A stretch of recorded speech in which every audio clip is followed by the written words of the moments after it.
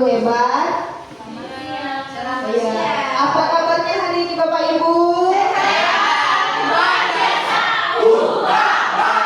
Alhamdulillah, semuanya sangat bersemangat. Pertama-tama yang saya hormati Ibu Kepala Sekolah SDN 02172. Yang saya hormati juga Bapak dan Ibu guru, rekan guru, guru hebat, guru SDN 024772. Bapak Ibu, saya ucapkan terima kasih banyak atas kesempatan waktunya yang Bapak Ibu berikan untuk saya siang ini dalam memaparkan, menyebarkan pemahaman dan pengalaman penerapan budaya positif. Jadi Bapak Ibu, pemahaman ini saya lakukan itu guna untuk melengkapi aksi nyata saya di tugas program guru penggerak angkatan 11. Nah, Bapak Ibu, sebelum kita mulai, marilah kita sama-sama mengucapkan basmalah. Bismillahirrahmanirrahim. Iya, Bapak Ibu, sebelum kita mulai, biar lebih semangat kita ice breaking dulu. Ya? Ayo, coba Bapak Ibu, boleh berdiri Bapak Ibu semua? Boleh. Ya, kita ikuti gerakannya sama-sama ya Bapak Ibu ya.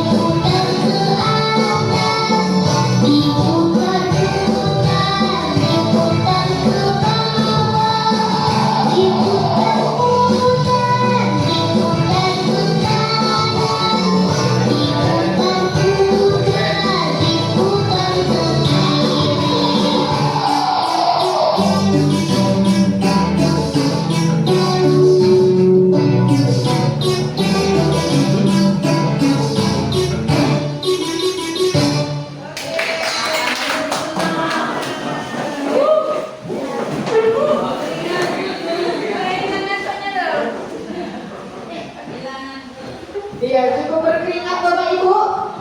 Iya. Nah, itu tadi ice breaking pembukaan kegiatan kita siang ini biar lebih semangat. Ya, Bapak Ibu. Nah, baik, langsung saja kita mulai menyebarkan pemahaman dan pengalaman penerapan budaya positif. Bapak Ibu, selamat datang para guru hebat. Mari belajar bersama, berkolaborasi, saling mendukung demi mewujudkan disiplin positif di sekolah kita tercinta. Ya, beri tepuk tangan untuk ya. Nah, yang pertama dan yang paling utama kita mengenal dulu namanya konsep utama budaya positif. Nah, Bapak Ibu, saya meyakini Bapak Ibu guru semua ini pasti sudah menerapkan yang namanya budaya positif di kelas masing-masing. Ya kan Bapak Ibu. Jadi di sini saya mengajak Bapak Ibu semua untuk saling berdiskusi dan sama-sama belajar dalam memahami kembali bagaimana penerapan budaya positif. Nah, adapun materi kita pada hari ini yang pertama yaitu perubahan paradigma belajar, kemudian disiplin positif, kemudian kebutuhan dasar manusia, motivasi perilaku manusia, posisi kontrol restitusi, keyakinan kelas, dan yang terakhir segitiga restitusi. Nah, Bapak Ibu, mari kita kupas satu persatu dan kita pelajari bersama-sama. Nah, yang pertama ada pembelajaran dengan paradigma baru. Ya Bapak Ibu, pembelajaran dengan paradigma baru ini dirancang berdasarkan prinsip pembelajaran yang terdiferensiasi sehingga setiap siswa belajar sesuai dengan kebutuhan dari tahap perkembangannya untuk mewujudkan profil pelajar Pancasila. Nah, yang kita ketahui sekarang ada 5 konsep profil pelajar Pancasila. Yang pertama apa Bapak Ibu? Beriman. Iya, beriman dan bertakwa kepada Tuhan Yang Maha Esa. Yang kedua, berkebinekaan global. Yang ketiga, gotong royong. Yang keempat, kreatif. Yang kelima, bernalar kritis. Dan yang keenam, mandiri. Nah, itu adalah keenam konsep profil pelajar Pancasila yang kita harapkan bisa kita tanamkan kepada peserta didik kita, gitu ya Bapak Ibu ya. Kemudian, nah ini adalah disiplin positif. Bapak Ibu, dalam budaya kita makna kata disiplin dimaknai menjadi sesuatu yang dilakukan seseorang pada orang lain untuk mendapatkan kepatuhan. Kita cenderung menghubungkan kata disiplin dengan ketidaknyamanan. Mengapa seperti itu? Karena sebagai pendidik, tujuan kita adalah menciptakan anak-anak yang memiliki disiplin diri, sehingga mereka bisa berperilaku dengan mengaku pada nilai-nilai kebajikan universal dan memiliki motivasi intrinsik bukan ekstrinsik. Nah, nanti ini kita pelajari sama-sama. Apa sih kebajikan universal itu? Apa sih motivasi intrinsik dan ekstrinsik? Nah, nanti kita pelajari bersama-sama ya Bapak Ibu. Kemudian disiplin positif itu merupakan salah satu cara penerapan disiplin yang bertujuan untuk menumbuhkan kesadaran serta memberdayakan anak untuk melakukan sesuatu tanpa sogokan, ancaman maupun hukuman. Ya Bapak Ibu. Jadi selama ini sepertinya saya pribadi ini sering mencoba menerapkan disiplin kepada anak-anak. Tetapi dengan cara apa? Dengan cara memberikan hukuman. Ya kan Bapak Ibu, kita sering ya, oh ini harus dikasih hukuman biar dia disiplin. Ya kan? Kemudian, anak ini kayak mana caranya biar disiplin? Coba aku kasih reward. Besok nak kalau disiplin datang pagi ibu kasih permen. Pasti gitu kita kan? Nah ternyata Bapak Ibu, itu semua banyak miskonsepsi. Nah nanti ini kita pelajari bersama-sama pada hari ini ya, satu persatu. Nah ini dia kebutuhan dasar manusia. Ada 5 kebutuhan dasar manusia. Yang pertama bertahan hidup.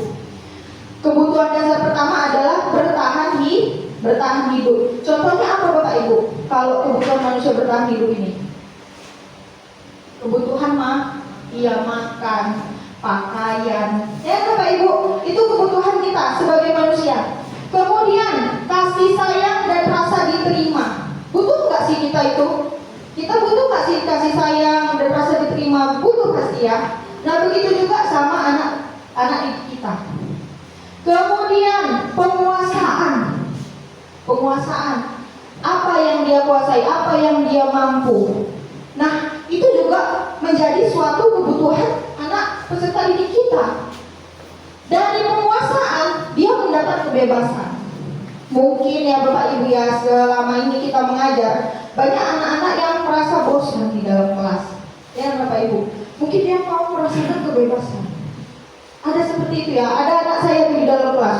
Setiap hari dia nggak bisa duduk diam. Jalan sana, jalan sini, jalan sana, jalan sini. Jadi saya mengikuti gaya belajar dia. Ternyata memang itu anaknya nggak bisa duduk diam ya Bapak Ibu. Kinestetik namanya, ya kan? Nah kemudian ada kesenangan. Iya, kemudian dasar manusia terakhir adalah kesenangan. Kita wajib senang. Senang dari apa?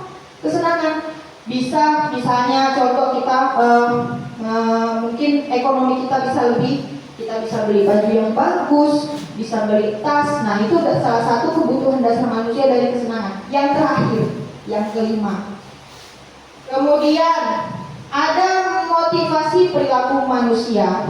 Nah ini Bapak Ibu, motivasi merupakan dorongan yang timbul pada diri seseorang secara sadar atau tidak sadar untuk melakukan suatu tindakan dengan tujuan tertentu. Nah ini ya Bapak Ibu, kita pelajari lebih mendalam. Yang pertama nih, menghindari ketidaknyamanan dan hukuman. Nah ini sepertinya masih banyak yang kita lakukan. Murid melakukan disiplin diri karena ia takut dihukum. Ini merupakan motivasi ekstrinsik. Nah jadi Bapak Ibu, motivasi perilaku manusia itu ada dua. Ada ekstrinsik, ada intrinsik. Ekstrinsik itu adalah motivasi dari luar tubuhnya. Bisa jadi dari paksaan, bisa, atau sesuatu yang dia takuti sehingga dia terpaksa melakukannya. Nah itu ekstrinsik ya Bapak Ibu. Kemudian ada yang kedua, intrinsik. Intrinsik itu dari diri dia, yang timbul dari dalam diri dia. Oh, aku kalau nggak terlambat malu ini. Aku kalau terlambat malu ini. Aku nggak boleh terlambat, harus datang pagi. Nah itu ekstrinsik, berarti dari kesadaran penuh dalam diri dia. Nah ini sepertinya masih banyak yang kita lakukan. Murid melakukan disiplin diri karena ia takut dihukum. Ya Bapak Ibu, Mak, cepat Mak, antar adik ke sekolah, takut dihukum apa nurul misalnya seperti itu. Berarti masih kesadarannya masih ekstrinsik ya kan Bapak Ibu? Iya. Kemudian ada lagi mendapatkan imbalan atau penghargaan dari orang lain. Nah murid biasanya ini dengan motivasi ini melakukan disiplin diri karena ia ingin mendapatkan imbalan. Nah, ini merupakan motivasi ekstrinsik. Ternyata Bapak Ibu, siswa kita yang mau melakukan sesuatu dengan mengharapkan imbalan kita, ternyata itu masih motivasi ekstrinsik dia. Contoh misalnya kita mau membuat hafalan perkalian sama anak-anak. Anak-anak, besok kita mau membuat hafalan perkalian. Jadi Ibu harap kalian semua menghafal kali-kali. Seperti itu ya. Itu kan mengajarkan disiplin anak dalam belajar ya Bapak Ibu ya. Nah, jadi anak-anak, oh bisa menghafal. Siapa yang bisa menghafal sampai 15 kali 15? Ibu kasih buku 1 lusin misalnya. Terakhir anak-anak semua pada semangat ya Bapak Ibu. Nah ternyata itu miskonsepsi loh Bapak Ibu. Bisa jadi menimbulkan motivasi ekstrinsik pada anak peserta didik kita. Nah, dan di sini juga kita akan pelajari bersama-sama. Bagaimana menumbuhkan motivasi disiplin anak terhadap yang ketiga ini? Nah, menghargai nilai-nilai kebajikan diri sendiri. Murid melakukan disiplin diri karena ia sadar akan nilai kebajikan dirinya. Ini merupakan motivasi intrinsik. Jadi kita ini sekarang dalam penerapan disiplin positif coba menggali disiplin anak itu bagaimana caranya agar memang betul-betul dari intrinsik, dari diri dia sendiri. Ya Bapak Ibu, tidak dengan karena hukuman, tidak dengan karena imbalan tadi, ya kan Bapak Ibu. Dan ya terakhir dia apa yang kita harapkan? Dia sadar bagaimana nilai kebajikan dalam diri dia. Contoh misalnya tadi disiplin dalam waktu, ya Bapak Ibu. Terlambat tadi. Kalau misalnya anak-anak datang cepat hanya karena takut dihukum, berarti belum sadar dirinya, belum tumbuh nilai kebajikannya, ya Bapak Ibu. Nah, tapi kalau misalnya anak datang ke sekolah, oh ini memang tanggung jawabku, apalagi dia piket, ya Bapak Ibu, tanpa mengharapkan imbalan, tanpa ditakuti hukuman, anak-anak tetap menjalankan tugasnya, kewajibannya.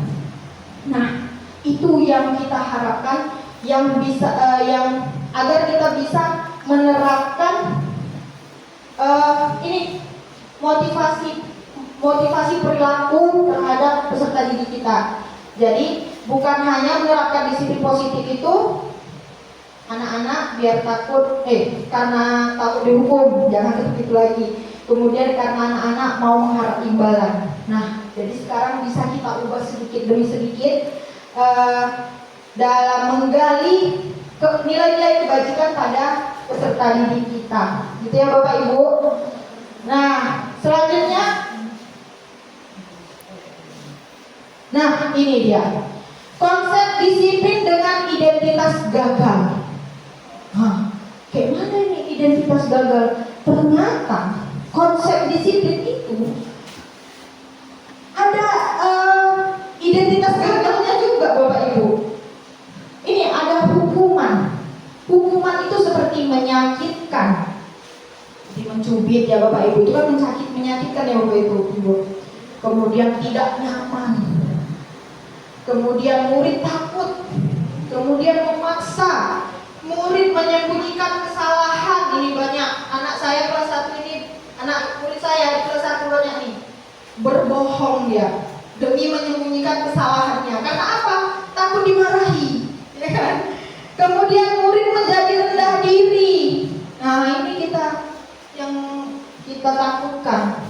Kita mungkin saking emosinya ngomong yang bisa menyakitkan hati seorang anak, seorang peserta didik ini. Ibu ini kok ngomong kayak gini ya? Padahal aku tadi mungkin dia nggak pakai simbol atau nggak pakai kaos kaki putih mungkin gitu ya. Padahal tadi aku nggak pakai kaos kaki karena kaos kaki itu kotor. Nah, jadi ada juga. Ini saya juga pernah mengalami, saya salah juga. Saya langsung marahin anak murid tanpa bertanya apa alasannya. Karena ada terlalu emosi ya Bapak Ibu ya. Ternyata dia ribut seperti itu. Ini contoh kemarin di kelas, di dalam kelas dia ribut terus. Karena saking emosinya saya marahi dia. Ya kan, tanpa bertanya. Ternyata ada masalahnya. Masalahnya apa? Penghapusnya diambil temannya. Nah, makanya dia ribut. Jadi Bapak Ibu, sebaiknya kita dalam menerapkan disiplin kepada peserta didik kita, tanya dulu kenapa dia melakukan seperti itu, ya kan Bapak Ibu. Jangan sampai menjadi ini, murid menjadi rendah diri. Jangan sampai. Iya. Nah, jadi bagaimana biar identitasnya itu hukuman menjadi apa? Menjadi penghargaan. Contohnya hukuman tidak efektif, merusak hubungan, sifat iri. Ini penghargaan tadi ya, dari yang dirasakan siswa ya. Kemudian mematikan kreativitas, kemudian menghukum dengan sistem ranking. Nah ini perlu kita pertimbangkan juga ternyata rankingan ini.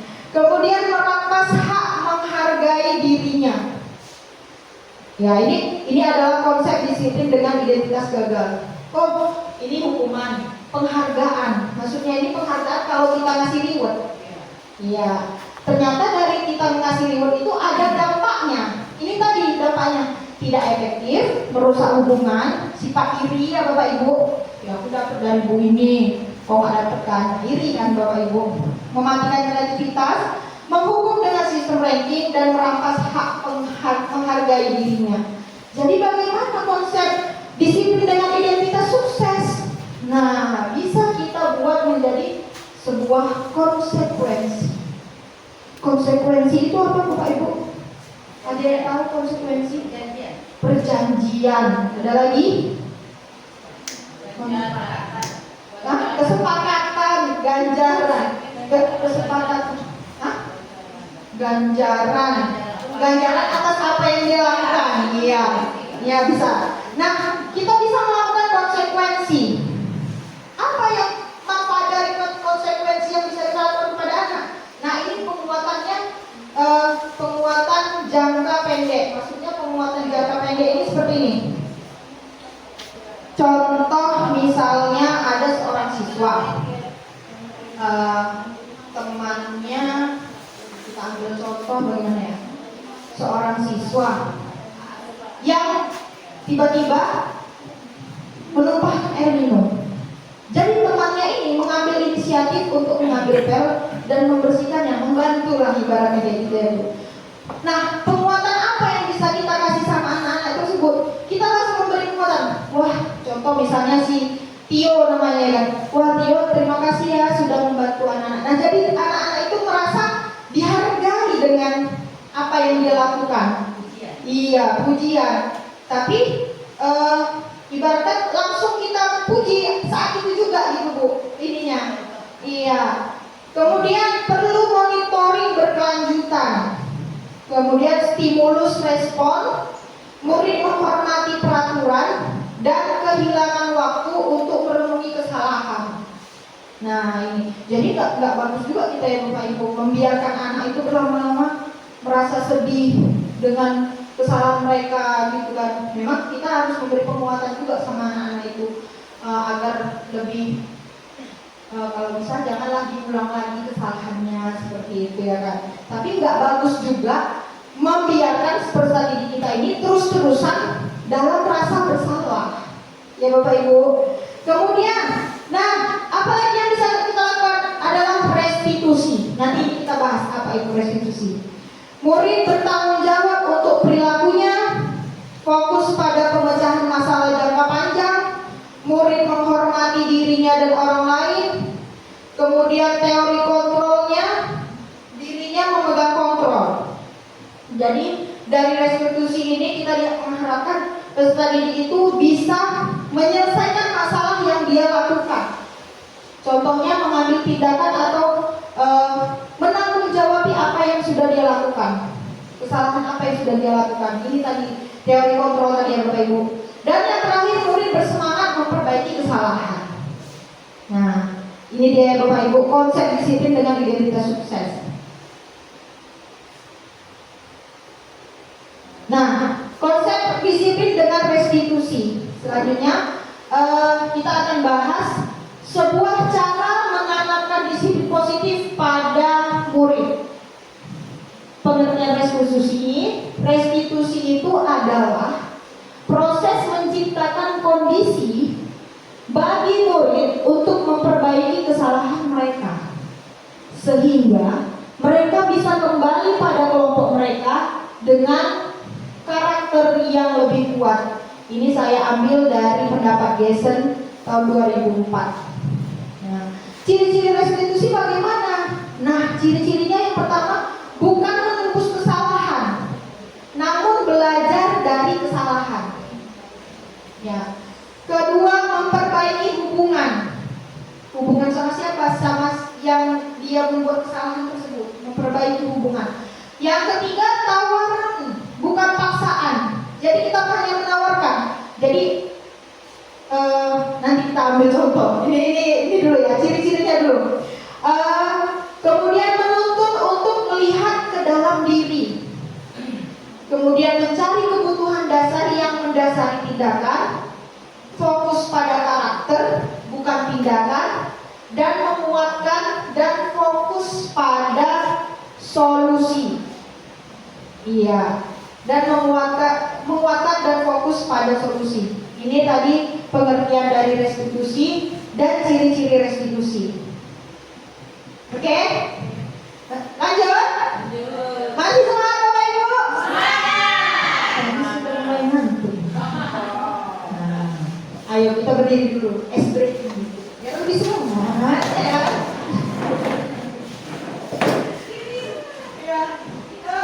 Bapak Ibu, tahu lagu Pada Hari Minggu?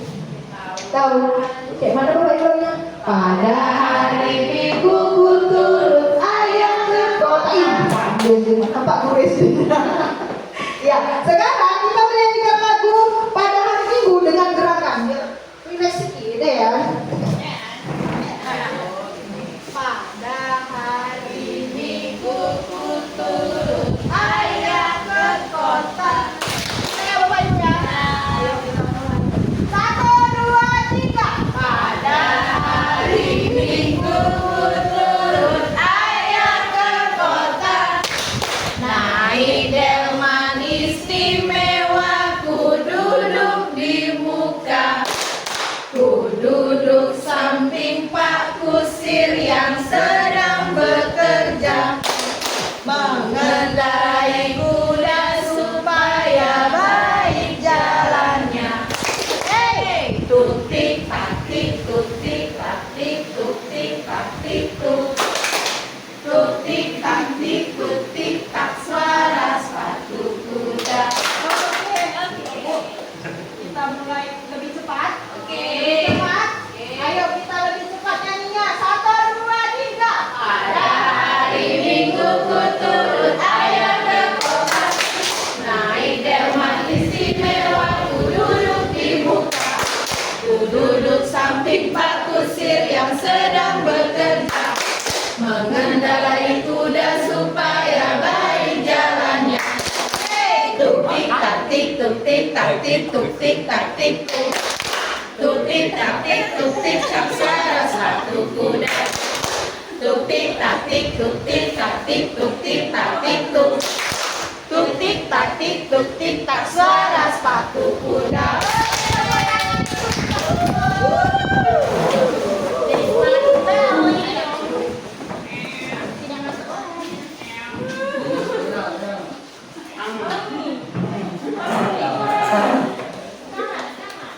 Oke, terima kasih Bapak Ibu semua. Kita lanjut.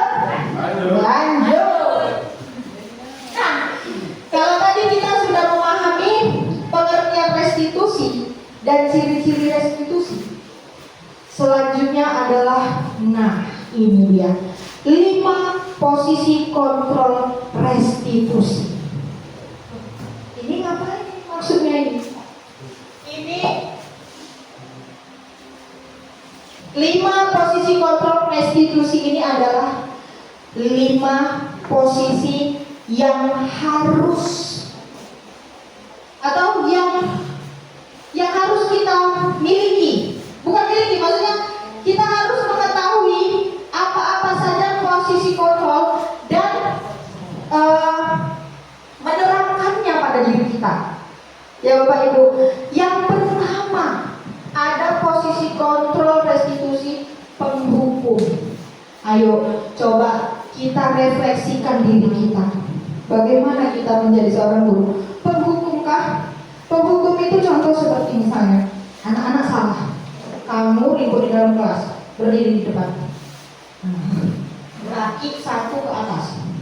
Hukuman Hukuman itu ya Bu ya. Ya, kita setujui ya. Hukuman itu ya. Iya, hukuman. Itu adalah hukuman. Tanpa kita ketahui kenapa dia ribut. Ya kan? Tanpa kita bertanya kenapa dia melakukan itu. Tiba-tiba kita langsung kasih hukuman. Iya. Kemudian yang posisi kontrol kedua adalah pembuat rasa bersalah. Kamu, ibu kecewa kali sama kamu. Besok ibu gak mau nangkepin kamu. Ya kan? Merasa bersalah anak muridnya. Ibu gak mau lagi nangkepin aku. Merasa bersalah. Yang posisi kontrol ketiga adalah sebagai teman.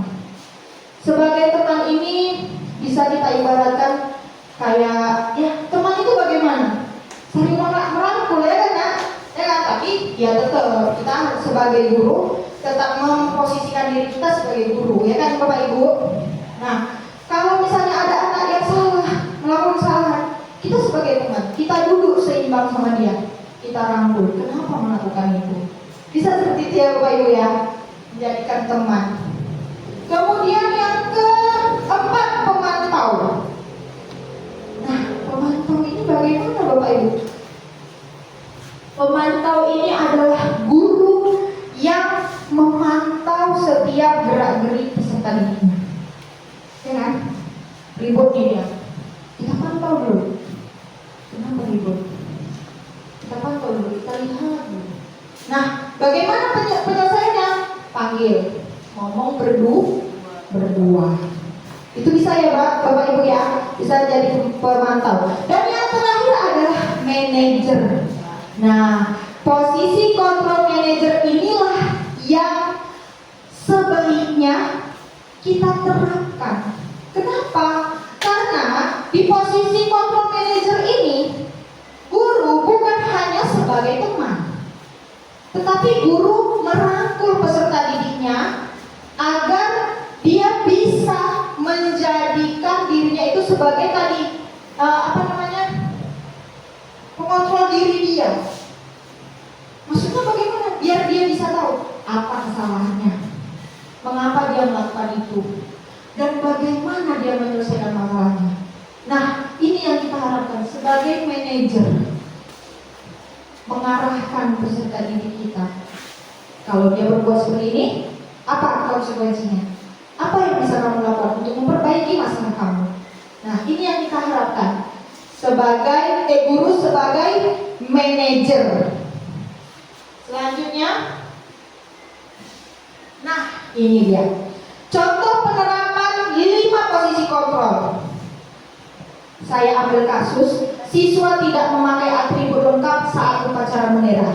Jadi Bapak Ibu lihat, penghukum itu biasanya langsung bilang patuhi aturan sekolah, lalu berdiri di depan barisan. Nah, ini penghukum ya.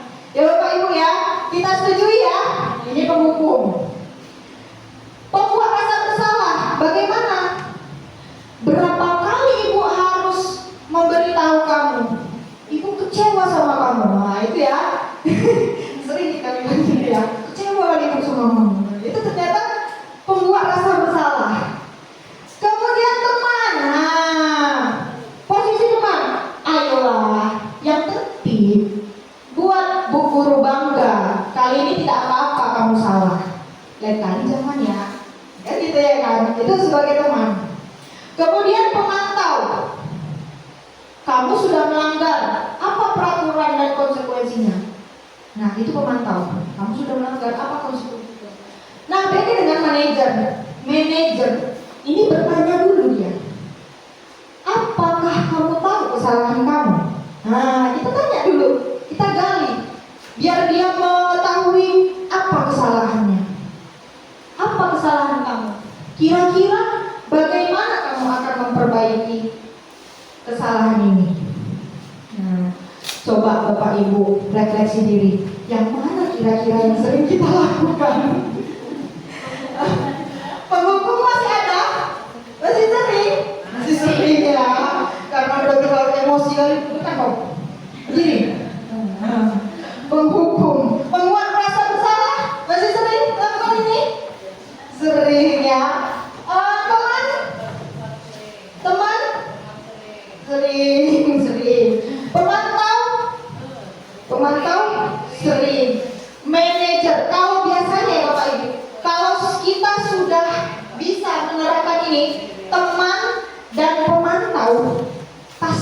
kita bisa menggali diri kita menjadi posisi manajer, pasti.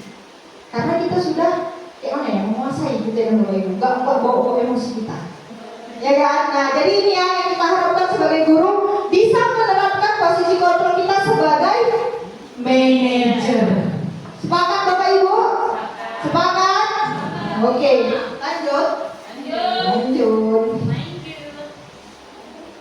Nah, ini kemudian keyakinan kelas.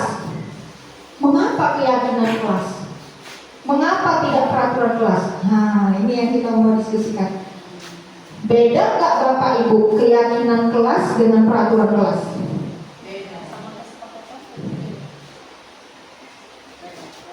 Keyakinan kelas itu biasanya kesepakatan, udah sepaket. Keyakinan dan peraturan. Apa perbedaannya? Kita perhatikan sama-sama. Mengapa kita memilih peraturan tentang penggunaan helm pada saat mengendarai kendaraan roda 2? Kenapa kita menggunakan helm pada saat kita berkendara? Iya, biar untuk keselamatan kita. Salah satunya juga menghindari polisi, kata Bu Ayu, ya kan? Iya. Sedangkan yang kedua, mengapa kita memiliki peraturan tentang penggunaan masker dan mencuci tangan setiap saat? Iya, biar kita sehat. Dan Bapak Ibu, kira-kira apa perbedaan dari kedua pertanyaan ini? Kalau kita kaitkan dengan keyakinan dan peraturan tadi, yang mana menurut Bapak Ibu? Yang pertama ini sama yang kedua, yang mana keyakinan, yang mana peraturan? Saya rasa yakin kita dulu, makanya kita terapkan peraturan. Yakin dulu baru kita terapkan peraturan. Ada lagi yang lain? Ada lagi yang lain?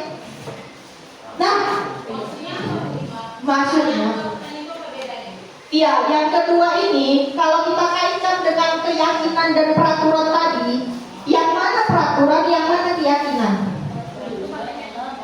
Yang pakai helm peraturan, yang kedua keyakinan.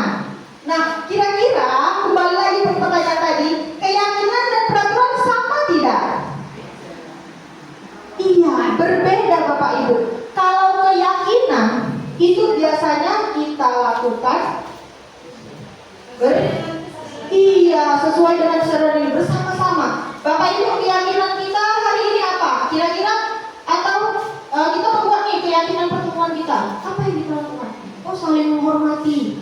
Bu, saya Bu, saling apa? Diam mungkin dia saling menghargai, saling bertukar pendapat. Itu keyakinan yang kita buat bersama-sama menjadi sebuah keyakinan. Sedangkan peraturan, iya, biasanya peraturan itu adalah sesuatu yang sudah dibuat. Iya, baru kita ikuti. Yang eksternal peraturan, yang internal keyakinan. Jadi Bapak Ibu, yang lebih efektif kita buat penerapan disiplin positif pada kelas sebaiknya berbentuk keyakinan kelas atau peraturan kelas? Keyakinan kelas. Sepakat ya Bapak Ibu? Karena itu keyakinan kelas itu timbulnya dari kesadaran anak-anak didik tersebut. Apa yang mereka yakini, apa yang mereka butuhkan di dalam kelas itu, kita buat menjadi satu yang namanya keyakinan. Iya, bisa dipahami ya Bapak Ibu ya. Kemudian, nah ini salah satu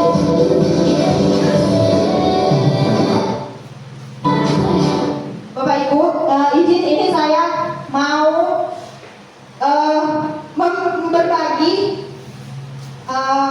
yang sudah saya lakukan, kegiatan keyakinan kelas yang sudah saya lakukan di dalam kelas. Silakan Bapak Ibu.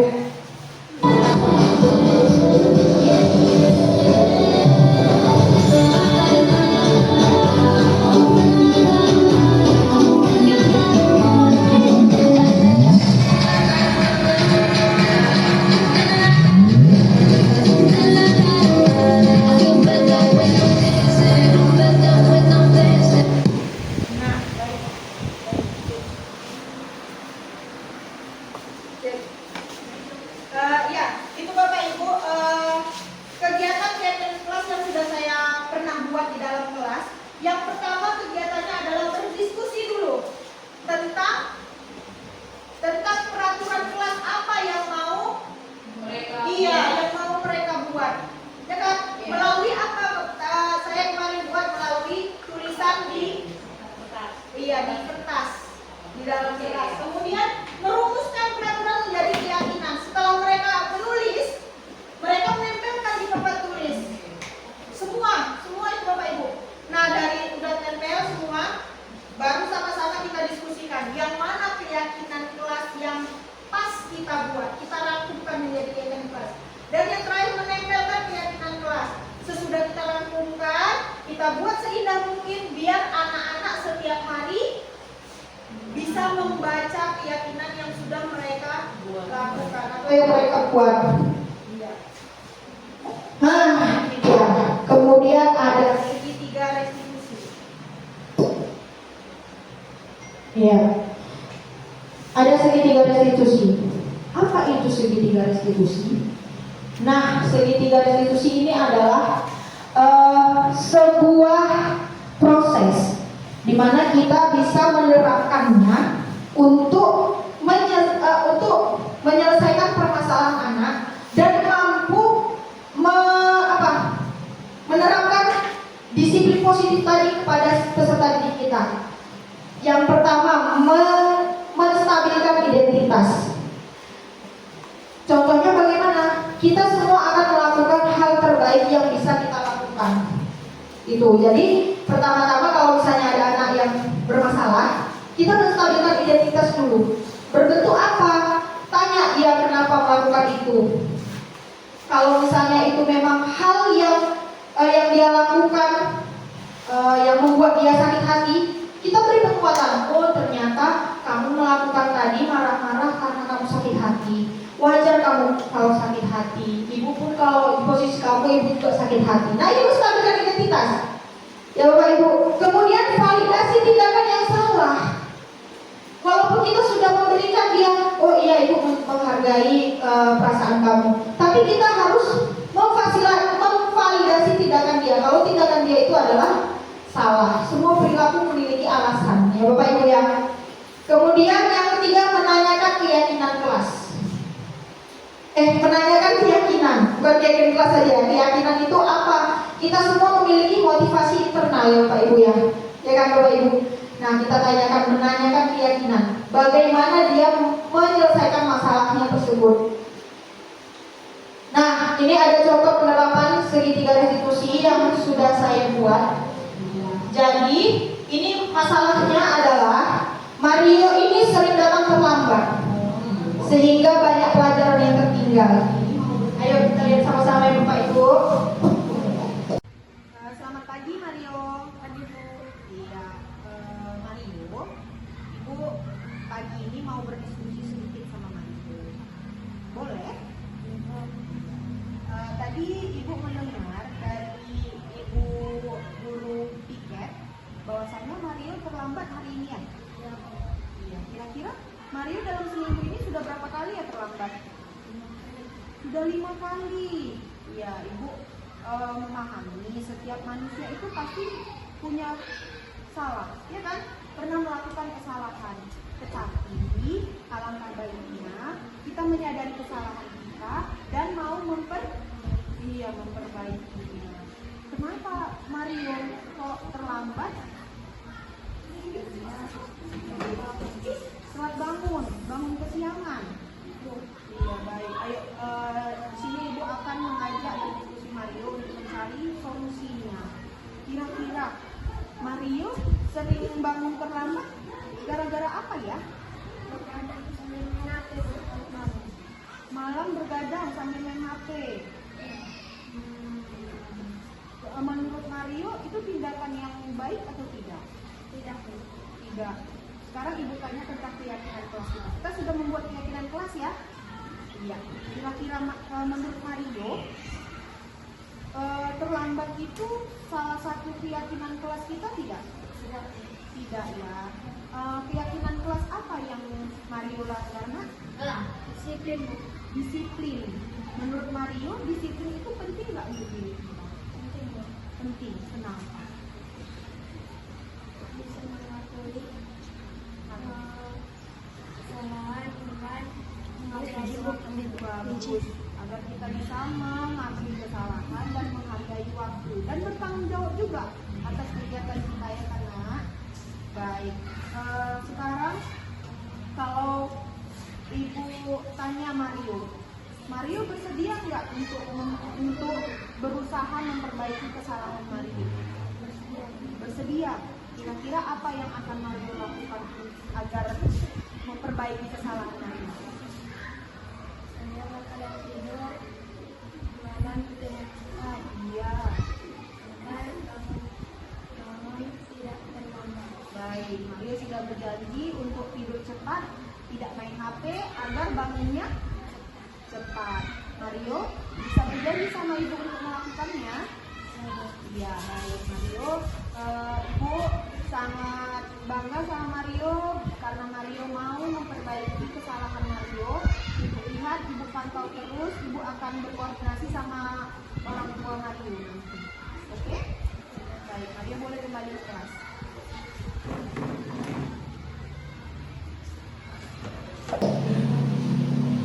Tadi ibu mendengar dari ibu guru bahwa Mario terlambat ya. Mario dalam minggu itu sudah berapa kali ya terlambat? Sudah 5 kali. Ya ibu memahami setiap manusia itu pasti punya salah, ya kan? Pernah melakukan kesalahan. Pasti karena bagaimana kita menyadari kesalahan kita dan mau memperbaiki dia benar-benar. Kenapa Mario kok terlambat?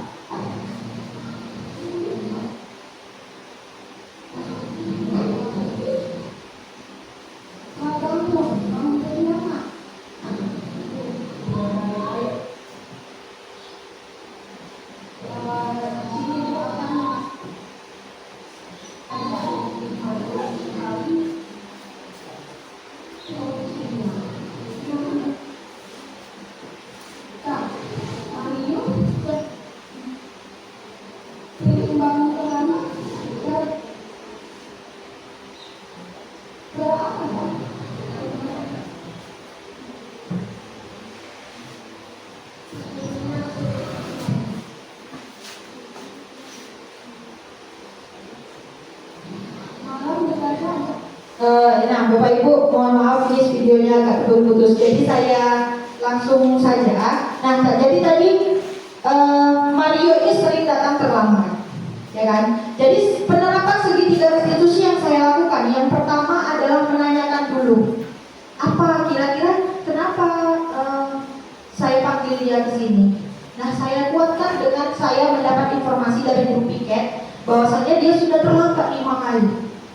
Ya, saya tanya, saya bilang, ya memang setiap manusia itu pasti pernah melakukan kesalahan. Nah itu tadi namanya validasi kita kan ya Bapak Ibu. Jadi kenapa Mario bisa terlambat? Nah itu lagi saya tanya, memvalidasi masalah tadi. Iya Bu, saya terlambat karena bangun siang. Kenapa bangun siang? Saya kalau malam main HP katanya. Jadi kalau tidur dia malam-malam sehingga bangunnya siang. Nah, kemudian saya tanya keyakinannya. Kira-kira Mario, kamu sudah buat belum keyakinan di dalam kelas? Sudah Bu. Apa salah satunya keyakinan tentang tepat waktu? Disiplin katanya. Disiplin, dia tahu. Oh ternyata anak ini mengetahui nilai apa yang sudah dia langgar. Ya Bapak Ibu, nah sudah tahu dia disiplin Bu katanya tadi. Nah Mario, Ibu, saya tanya lagi balik. Apakah kamu sudah melanggar keyakinan kelas yang sudah kamu buat? Sudah Bu, tadi disiplin ya. Saya tanya lagi sama dia, apakah disiplin itu penting menurut kamu? Saya tanya seperti itu. Penting lah Bu, biar kita bisa bertanggung jawab, katanya gitu. Jadi apa yang terakhirnya saya tanya sama dia. Jadi apa yang bisa kamu lakukan agar kamu tidak mengulangi kesalahan kamu tadi. Dia bilang, saya berjanji Bu, malam tidak main HP lagi, biar paginya bangun pagi tidak terlambat lagi. Nah itu dia. Jadi kita menuntun anak tadi bagaimana penyelesaian dari dirimu. Jadi biar dia yang menggali dirinya untuk menyelesaikan masalahnya. Gitu. Nah, dalam penerapan program disiplin positif, hendaknya guru memiliki standar kepribadian, profesional, dan sosial yang baik, di mana guru mampu merefleksi pada posisi kontrolnya saat ini, bagaimana perjalanan dirinya sebagai seorang among. Ini posisi manajer yang kita harapkan tadi ya Bapak Ibu, yang menuntut murid-murid menjadi insan yang mandiri, merdeka, dan bertanggung jawab. Nah, ini standar nasional pendidikan kita. Dan terakhir, semoga sesi belajar kita hari ini membuat manfaat sehingga dapat mewujudkan pelajar profil Pancasila. Salam merdeka belajar. Ya, terima kasih Bapak Ibu atas kesempatannya, waktunya. Jadi di sini saya mau mengajak Bapak Ibu, kira-kira dari pemaparan saya tadi, adakah yang mau Bapak Ibu diskusikan? Kalau misalnya saya bisa menjawab, saya langsung menjawab. Kalau apa, kita diskusikan bersama-sama di sini. Silakan Bapak Ibu, ada yang mau bertanya? Sebelum saya akhiri sesi pertemuan kita ini.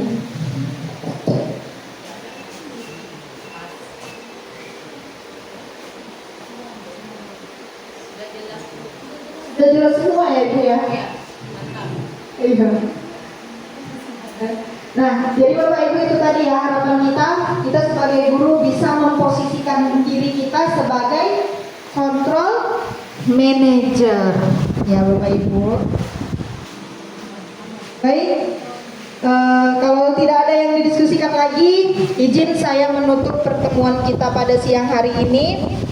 Terima kasih Bapak Ibu guru semua, Ibu Kepala Sekolah, Bapak Ibu guru hebat SDN 024772 atas waktunya. Semoga kita kedepannya bisa lebih baik lagi, memberikan yang terbaik untuk anak didik kita, dan tetap semangat mengajar. Akhirul kata saya tutup dengan wabillahi taufiq